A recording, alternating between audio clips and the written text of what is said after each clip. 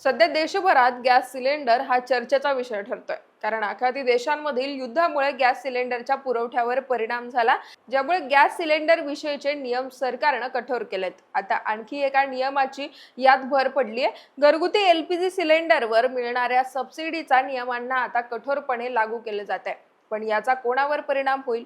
तर ज्या लोकांचं उत्पन्न हे 10 लाख रुपयांहून जास्त आहे, त्यांच्यासाठी सबसिडीचे दरवाजे आता बंद होणार आहेत.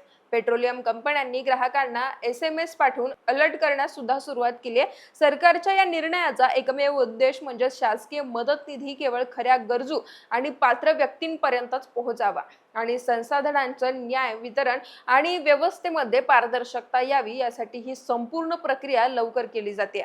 तर मनी कंट्रोलच्या एका वृत्तानुसार सरकारनं अपात्र लोकांची ओळख करण्यासाठी एक मजबूत डिजिटल व्हेरिफिकेशन सिस्टीम तयार केले, ज्यात आता गॅस कनेक्शनच्या डेटाबेसला थेट पॅन कार्ड आणि इन्कम टॅक्स रिटर्नच्या रेकॉर्डशी जुळवलं जात आहे. यासोबतच कुटुंबाच्या इतर ओळखपत्रांमधील माहितीही याला अटॅच केली जाते.